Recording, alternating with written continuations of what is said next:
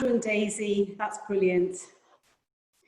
Now, have any of you ever seen the programme, Who Do You Think You Are? You ever seen any of that programme, or you might have heard about it? Well, it's a television series in which celebrities trace their ancestry to build up their family tree. And perhaps that's something you might have thought about doing if you've got lots of time, that is. Well, Ancestry.com have got an offer on at the moment. I thought I'd let you know just in case you want to get involved with that. But it's $14.99 and you can have a 2-week trial. And what you can trawl through is the opportunity of trawling through 200 billion records and 100 million family trees. And Brad, I don't think you've got time to do that right now, but you could send £79. You put your DNA on a little swab stick and all your heritage can be revealed. And, you know, it's a really big business, isn't it, at the moment, because people just want to get to grips with their identity and understand who they really are. Now, right at the start of the Gospel of Matthew, we can effectively read about Jesus' family tree. And in chapter 1, verse 1, it says, there's a record of the genealogy of Jesus. And you know, Matthew makes it clear right from the start who Jesus is. He is the Christ, the son of David, the son of Abraham. And these titles were particularly important for a Jewish audience to hear. And later on in chapter 3, the Father confirmed the truth about Jesus' identity at his baptism. As Jesus came out of the water, a voice came from heaven and said, "This is my Son, whom I love and in whom I am well pleased." And despite this, the crowds and even the disciples were struggling to identify who Jesus really is. And the Pharisees repeatedly demanding Jesus for a sign suggest that they too were trying to find out who Jesus was. So in our passage this morning, we find Jesus and his disciples outside Israel in the region of Caesarea Philippi. And Jesus has the opportunity to directly address this issue when he's alone with his disciples. And he begins by asking them a question. Who do people say the Son of Man is? The Son of Man was Jesus' preferred title for himself. And the disciples replied, some say John the Baptist, others say Elijah, still others Jeremiah or one of the prophets. And let's unpick that for a moment. What are they saying? Well, they realize Jesus is special, that he's different, but who is he? Well, some people thought Jesus was John the Baptist raised from the dead. Others thought Elijah. And in doing so, they're saying that Jesus was as great as the greatest of the prophets, because Elijah was always looked on as the prince of the prophetic line.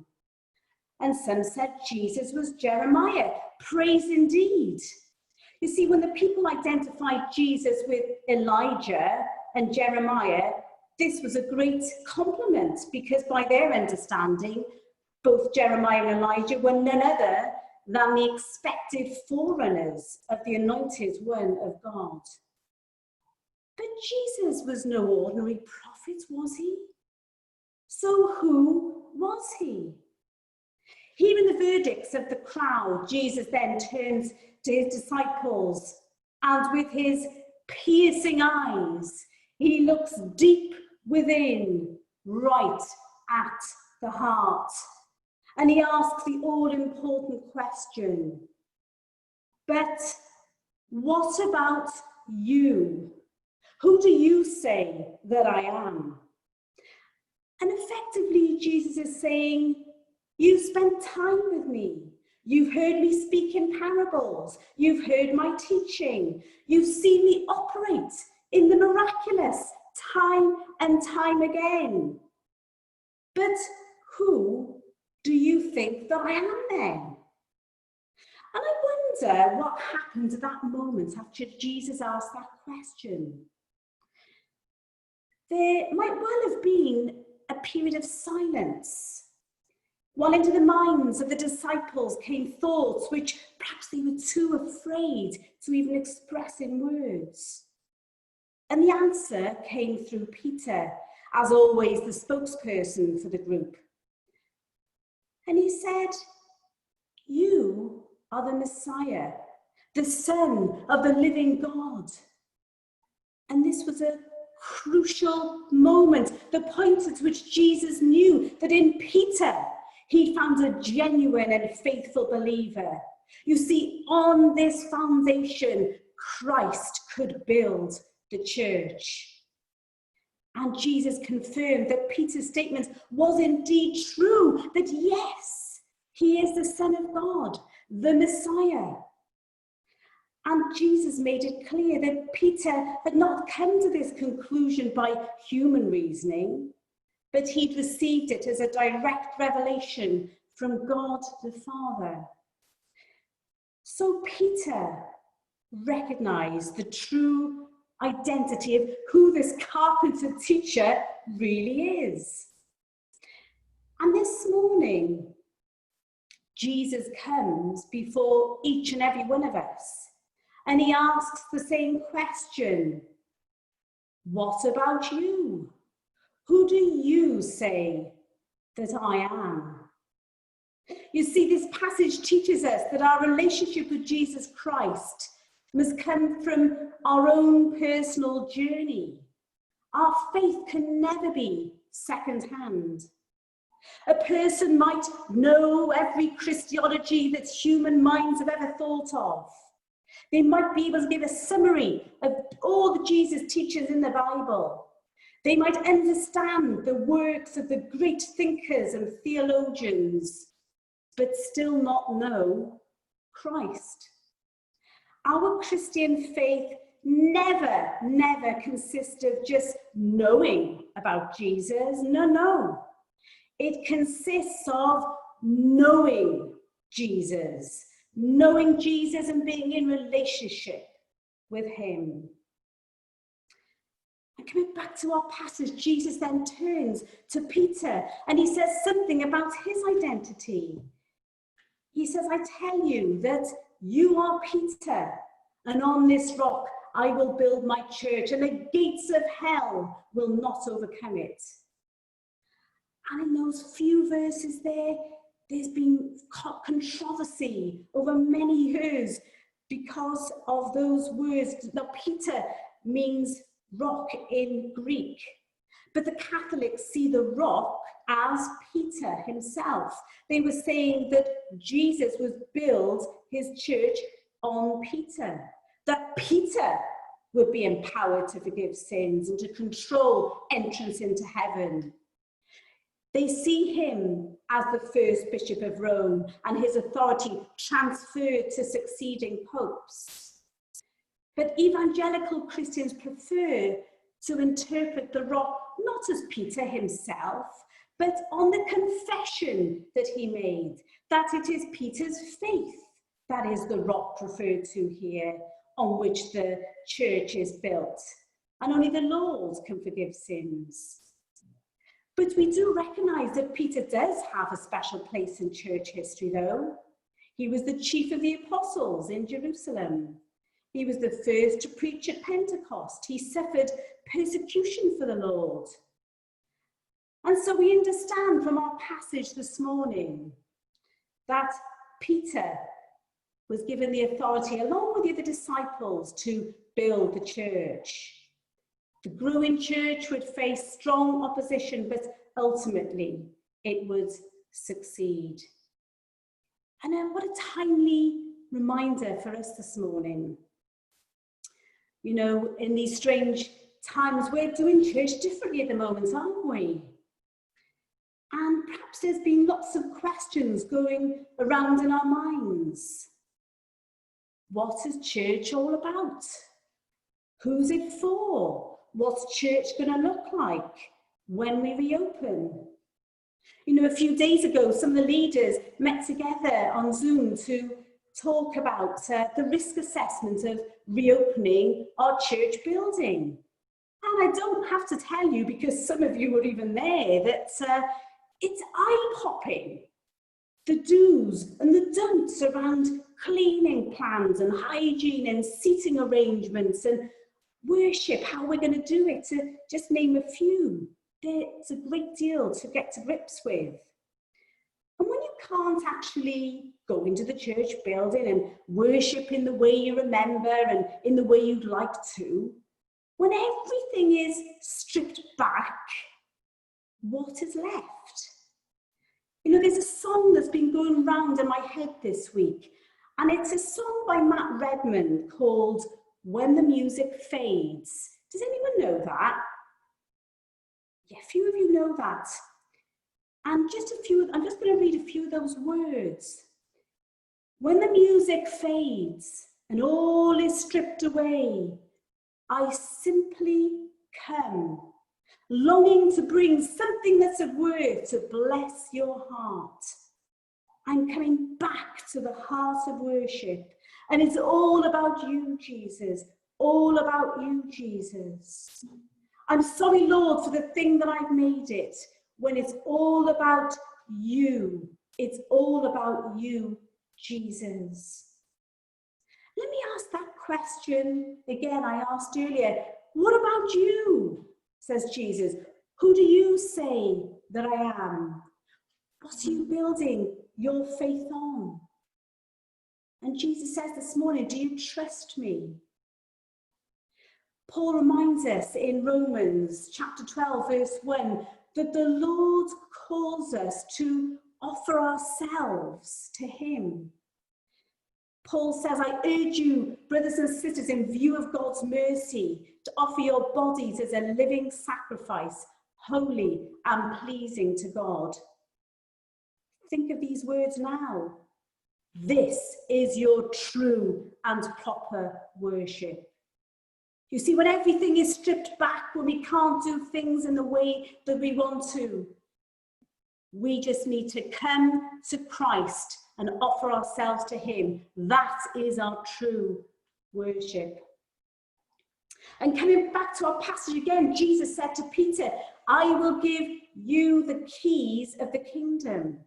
And the keys represent authority. And here Christ gives Peter authority to declare what is bound or loosed in heaven. In other words, to act on behalf of God, to do his will and establish rules and regulations for the church.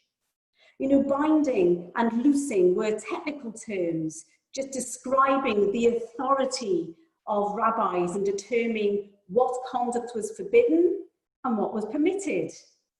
And Peter received God's delegated authority for that task, and his decisions on earth would carry heavenly sanction. Now, a few days ago, I was given these keys of the church building. But as you can see, there's quite a number of keys on there. Keys to the front door, keys to different rooms in the church, keys to different cupboards. And we are Christ's disciples of the church of the resurrection. And in a way, these symbolize something. They're more than just physical openings of different doors. You see, we are God's followers and called by his authority to do something on that patch of Cardiff in St. Mellons. You see, we're co-partners with Christ in mission together. Let's remember this morning that the Church of the Resurrection is Christ's church. It belongs to him. He's the architect, the builder, and the owner. But he's entrusted to us. That's you and me, to serve him and reach out to that community of where the church is. And Peter explains that the church is built of living stones. That's you and me, we're living stones. And Christ, of course, himself is the chief cornerstone.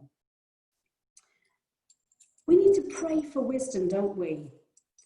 To know what he wants us to do, especially in these unprecedented times. We need a heavenly download from Christ himself, straight from his throne room. He's given us responsibility. He's given us a mandate for the church at this time. He's given us the keys to unlock something. What is he calling us to do within the perhaps limitations of what we can do? He is calling us again with a fresh vision. What do those spiritual keys represent for you and for me?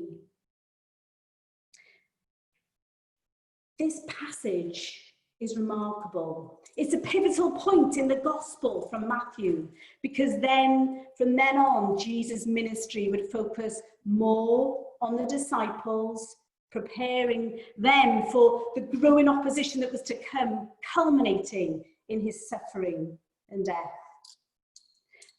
I don't need to tell you that all around us, people have different opinions about Jesus. But this morning, Jesus turns to each and every one of us. He looks at our heart and says, "What about you? Who do you say that I am?" Do you know Jesus? Not just know about him. Do you know him? The Lord loves you and he died for you. And as we come to our communion table this morning, there'll be that reminder of all that he did for us. You know, as we thought about earlier, that when everything's stripped away, what do we come down to? You know, remember that first commandment, the most important commandment in the Bible, that we are to love the Lord your God with all your heart and your soul, your mind and your strength. It's a personal matter between you and God. And Jesus said, "I will build my church." And he needs you and me, followers, to partner with him to accomplish his purpose. We're not able to do church in the same way as we did before, but he's given us keys to open doors. Let's pray for wisdom, for him to show us what he wants us to do. Let's offer ourselves as living sacrifices. And remember, coming back to the heart of worship. Let's do that time and time again, because it's all about Jesus. It's all about him. Amen.